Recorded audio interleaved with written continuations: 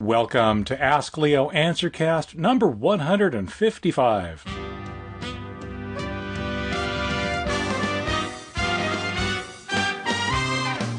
I'm Leo Notenboom, and I'll be answering questions that people have been asking out at AskLeo.com. Today's Answercast is brought to you by Saved, backing up with Macrium Reflect. Prepare for the worst, bounce back from the inevitable.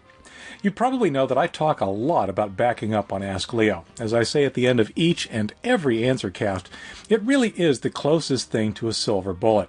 When it comes to computer problems, most especially including malware, nothing can pull your behind out of the fire like having a proper and recent backup just ready to go.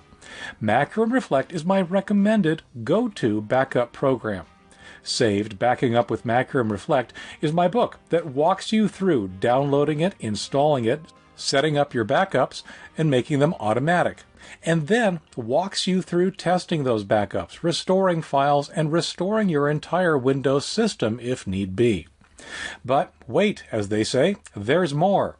Once you register the book, using the link in the book, you'll have access to companion videos that show you how to do each one of those steps.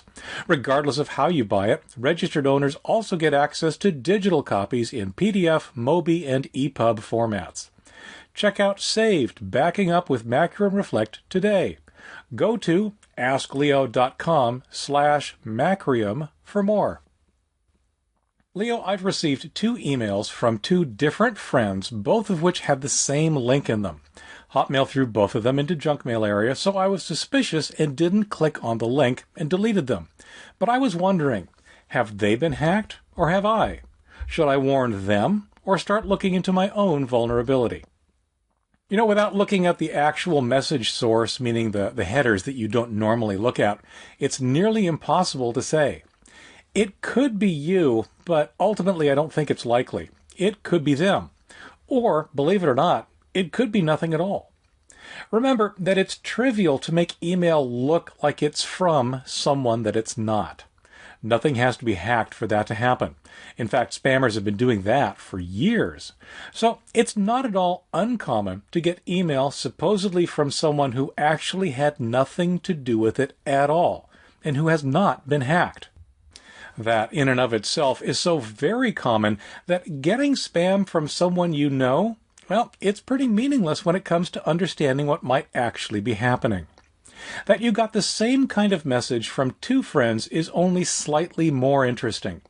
Spammers want to send you messages that you'll open. One way they do that is to send you messages that look like they come from your friends. And again, no one has to be hacked for that to happen. The spammers just fake the from line and send you the email. How do the spammers know you were friends? That, too, is actually possible without anyone being hacked. For example, there was a data leak at Facebook for a while that exposed friendships. Information you post publicly on social media can also make it very apparent who your friends are. And it doesn't have to be a true friend, just someone that perhaps you've interacted with in the past. From the spammer's point of view, as long as the from line that they choose to fake is something vaguely familiar to you, perhaps you'll actually open their spam. Now, of course, it is possible that your friends have been hacked. That, too, is unfortunately common. I hesitate only because you had 2 friends send you the same message at roughly the same time. That feels more like random spamming.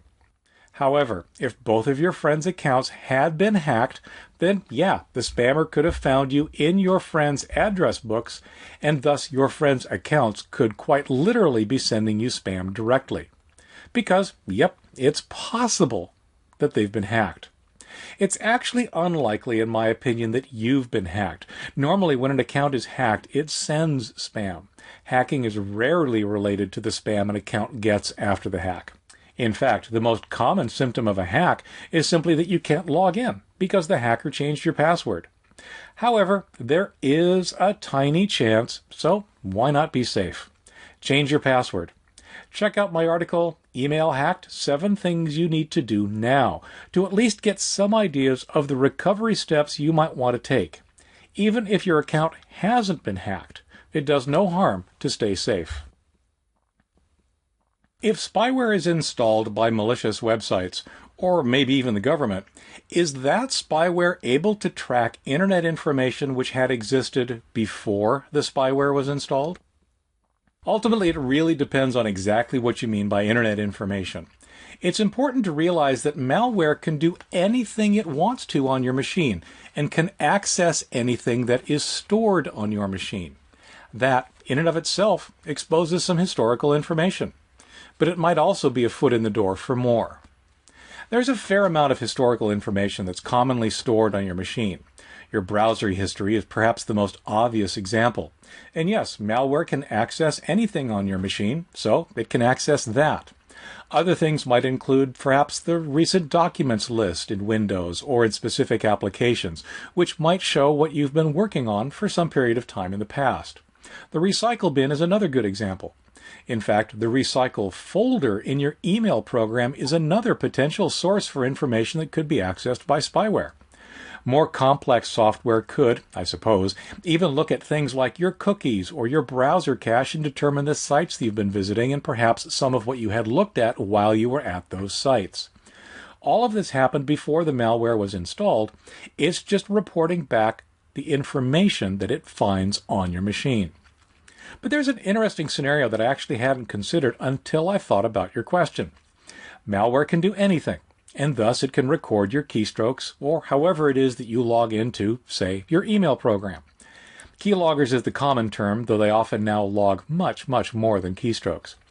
So the malware can capture your username and password to your email account. Well, any account, actually. That then, reported back to the malware's originator, could allow them to log in and access your email, including your email history in the form of your sent mail folder if it happens to be stored online. In fact, in the case of a service like Google, they might be able to access your search and other history depending on what services you use and what options have been set. If you have a Google account that you're normally logged into, check out history.google.com/history for an idea of the information that's been kept. So the short answer is that, yeah, not only can spyware do whatever it wants on your machine, whatever it wants includes looking at the files and records of your previous actions that might be stored on the machine. Now, as to whether or not there's spyware that actually does such things, well, I'm skeptical. Hackers are more commonly after simpler stuff. But nonetheless, it's yet another reason to keep your machine updated and your anti-malware tools and practices running and up to date. Leo, thanks for your site. Which agency controls or watches the advertisements of all the links that are posted? The big complaint I have are the sites to clean your PC which say free, and at the end you have to pay for activation. Should it be a requirement that a big red note says this is not a free site? I fully realize that there's no free lunch, but these lead you on to sites and cause you to waste much time. The practical answer to the specific question that you asked is that no, there's not really such an agency. Yes, in the United States, you might think of your state's attorney general, perhaps, but practically speaking, they're rarely going to step in and help unless it's something really, really serious. Besides, most of these ads have some very slippery wording that actually keeps them out of trouble. Now, I call these weasel words, words that can be interpreted to mean something, something else, or nothing at all. Seriously, here's an example. The phrase free download. Now, typically, the word free will be much larger and more prominent than the word download. All that really means is that the download is free. You can download without paying anything at all. Now, you might think that that implies that the program you just downloaded is itself free. That's not what they said. They said the act of downloading that file was free. What happens next may or may not be. You could download it to your computer without paying anything. Running it? Well, that's another matter. Here's another example. Free system cleanup analysis, with the same emphasis on the word free. Again, you can download the program for free. You can even run the program for free, and it will analyze your computer all for free. Oh, you want to do something with the results of the analysis? Well, that's going to cost you. All they promised was a free analysis or a free scan or a free something that actually does nothing particularly useful. Nothing except leading you to the point where they should say, for this to be useful and to do what you thought we promised, you'll need to pay. Again, if you read the wording of what they offered carefully, they did not offer to fix anything for free. You and I and many others simply assumed. I mean, what good is a scan without a repair? Other than being good for someone to make money, I guess. I would love for these advertisements to be clearer. The ones that I've mentioned are at least honest, albeit with a high degree of misdirection. And you know why the misdirection is there. Because it works. Not as many would click on those ads or use those downloads if the ad included information that payment would be required for anything useful. And enough people do get duped into paying at the end that it makes it worth it for these companies to continue to do what they do. Another pet peeve of mine are things that look like programs but are actually recurring services. You think you're purchasing a program with a one-time payment. I mean, you download the program, you try it out, and now you want to buy it, like so many other programs. Except that you don't look carefully at checkout time. What you find is that you're paying not for a program, but for an annual subscription. It's not $29. It's $29 per year, or worse. I'm not saying that subscription services for software are bad. I am, in fact, subscribed to a few. What's bad is playing on people's expectations that they're buying a one-time thing, only to find out that they're committing to something much more. And unfortunately, there really is no practical recourse for individuals. Yes, you can complain to various agencies, like I said, your state's attorney general or whatever might apply in your country. But my belief is that unless it's a horrific lie, they'll slip through on the technicality that they were telling the truth, you just misunderstood. Even when it is a horrific lie, most of the watchdog agencies are so overwhelmed that it would have to affect a lot of people over a long period of time to get their attention. So, what's a poor user to do? I can't emphasize this enough. Be skeptical. Always. As you've said, there is no such thing as a free lunch, so don't expect one. Same with the programs that offer to clean or magically fix your problems. You don't need software, free or otherwise, to clean your computer, and no software is going to magically fix your computer's problems.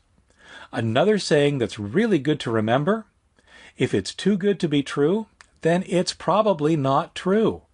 Instead, turn to resources that you trust. Now, I don't care who that is. It could be me, it could be a friend, it could be a relative, someone who is perhaps a tad more computer savvy and experienced with the types of issues that you're facing. Develop a relationship built on trust. Use that relationship then to learn what's really possible, what you can do yourself, and when additional tools might be called for. And when those tools are called for, exactly what tools might be trustworthy and appropriate. But above all, be skeptical. I run Windows 7, Internet Explorer version 11, and Firefox 28 on a nearly new LG all-in-one with an i5 processor. I have two issues with Internet Explorer. When accessing a video link from an email, for example, I get sound but no picture. When booking an online ticket, I can't complete the process as when pressing next, I'm returned to the first page. I don't have either of these problems with Firefox. Any suggestions? Honestly, I think you've answered your own question. If it works in Firefox, use Firefox. Browsers are complex beasts. Websites can be complex beasts. When you combine them, well, things get geometrically more complex. All three of the top browsers, Internet Explorer, Firefox, and Chrome, are good, solid browsers, including many others like Opera. I have no problem recommending that you use any one of them as your primary browser. Pick whichever one feels best to you. Pick the one whose interface you feel is the most intuitive, perhaps the one you feel performs the best on the sites that you typically visit. Seriously, any of them will do just fine these days. Then, install another one. If you use and like IE, then have either Firefox or Chrome installed as well. Make sure that you leave the default browser set to the one that you like the most. For example, IE. But I can pretty much guarantee that sooner or later you're going to want one of the others. Some websites just don't work well in every browser. Cross-browser compatibility is a difficult thing to achieve 100% success on. While there are standards, there's enough variations in how things work that it's not that hard to accidentally overlook something that works a little differently in one browser as compared to another. That site that works fantastic in Firefox, for example, just might not look good in IE. On one hand, it's the website's fault for not doing it correctly. On the other hand, it's unrealistic to expect every single website to test against every possible browser. Stuff happens. Now, some browsers just don't work on every website. You know those standards that I just mentioned? Internet Explorer has a reputation for a long time for not being standards compliant. Things written correctly would simply not display correctly in IE. And it was, in fact, Internet Explorer's fault, period. And yet it was the most popular browser by virtue of being included in Windows. IE itself has gotten a lot better in recent versions. They even added what they call a compatibility mode for websites that don't display well. But there are people that still swear that IE doesn't display many websites properly. All I can say is, could be. The other problem, though, is that for a long time, many websites were actually written to work specifically with that non-standards compliant Internet Explorer. What that means is that even though IE was doing things wrong, websites wanted to work with the most popular browser, and thus they did things wrong as well in order to work with IE. As everyone over time did a better job of adhering to standards, now those old websites that were written to work with IE wouldn't work properly in other browsers, or even later versions of IE. The bottom line here is that you can see pretty quickly it's a bit of a mess. The practical, pragmatic solution for you as an average user is very, very simple. Install another browser and use it when you need to. I'm getting a lot of ads popping up when I'm on a site. I guess they're called pop-ups. It could be anything, an ad for an insurance company or some other product disrupting my viewing, and often it's very hard to delete it. It just keeps popping up regardless. Is there any way I can eliminate these interruptions, and if I do, will it affect my viewing or access to these sites? The reason I ask is this: I can remember a few times I had to allow these pop-ups in order to continue accessing a site. Is it impossible in today's internet that we can't view the internet without these interruptions? The problem here is that pop-ups can come from many, many different sources and may be of many different kinds. Some are the very legitimate price you effectively pay for viewing a free website. Others, not so much. First, remember that free websites are not free. They cost money to set up, they cost money to maintain, they cost money to be informative and useful. Trust me on this, I know. So that money has to come from somewhere. Money to pay the people that run the site, money to pay the people that help the people run the site, money to pay for the hardware, money to pay for the software. You get the idea. There's really no such thing as free on the internet. Somewhere, somehow, someone has to pay the bills. Advertising is perhaps the single most common way that websites attempt to generate revenue. Many websites will actually use pop-up advertising. Those happen in two distinct forms. First are pop-ups that actually open up an entirely new browser window. That window might appear in front of or behind the window that you're looking at. It's also the kind that's the easiest for browsers' built-in pop-up blockers to block. The second kind appears like a small window or an overlay within the web page that you're looking at. These are more difficult to block, nearly impossible in fact. To the browsers, really, they're not pop-ups at all. They're just parts of that same web page that, for a while, were hidden. When they unhide, they appear to pop up. Now, website owners choose what to do in cases like this. They choose what kinds of pop-ups to use or not on their site. For example, Ask Leo has no pop-ups that make new browser windows. In fact, it's also not supposed to have any kind of pop-up except for the newsletter offer that appears once every 180 days after you've been on a page for 30 seconds. Occasionally, an advertising offer will include some kind of an on-page pop-up, but that's about it. Other websites make different choices. Websites that include more aggressive pop-ups actually typically make more money. Because, to put it bluntly, those more aggressive pop-ups are actually more successful at getting people's attention. Now, there's another kind of pop-up that's not under the control of website owners. That's the pop-up advertising that's generated on your machine. Sometimes the toolbars and other software that might be offered or installed on your machine include embedded pop-up advertising. They actually hook themselves into your browser in such a way that they modify the pages that you visit and very often search results. That modification? They add pop-up advertising to sites that don't have it. The site gets no benefit, you just get annoyed, but the advertiser gets seen and the advertising service that caused that pop-up to get added, they get money. More often than not, these are the results of what we call foistware or PUPs, potentially unwanted programs. They get on your machine by being offered when you install something else unrelated. I say offered because there's often a checkbox in the setup program that you can uncheck not to install them. In other words, if you're not paying attention, they get installed.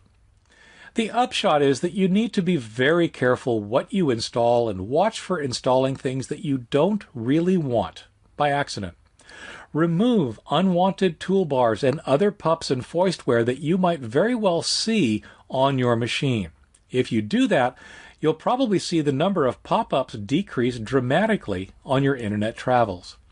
But the rest, the honest presentation of advertising by the sites you visit, pop-up or not, well, that's how they stay in business. Hi, Leo. I changed my password 4 times on Yahoo, yet my account keeps sending out spam.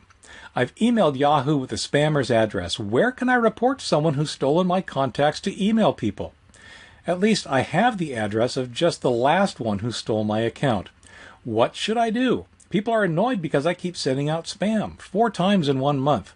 What should I do besides changing passwords and security questions? Even if I changed to a non-Yahoo for email, don't these people already have my contacts somehow? Is there a way to delete my contacts? How do I report these people? I feel like Yahoo did nothing with the last ones. You know, there are a bucket load of issues here and quite frankly an awful lot of confusion.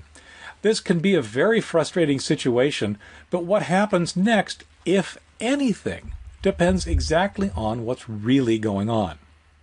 First, I have to ask, how do you know that it's your account being used to send spam? What's incredibly important is to realize that just because the spam says it's from your email address, that does not necessarily mean that the spam was actually sent from your account. Spammers can fake the from address. It's very easy to do. That means that they can make an email message look like it came from you or me without ever having to access our accounts. They don't have to hack anything. It's trivial. So the first thing is never assume that spam with your email address in the from line actually came from you. In most cases, it actually hasn't. How do you tell for sure? Well, there are 2 ways. Is the spam in your sent mail folder? If it is, then yes, your account has been hacked and it was used to send spam. There's clear evidence. Of course, hackers can, and often do, delete the sent mail. But nonetheless, if you find the spam that's been sent in your sent mail folder, that's an unambiguous result. Your account has in fact been hacked and it is sending spam. The other approach is to look at the headers of the spam messages themselves. Now, I'm not saying the simple headers that you see by default in most email programs, like the from line, but the full list of headers that geeky people like me look at. If you view original in Gmail on a message, you'll see them. Or in Outlook, look in advanced properties of the message, I believe.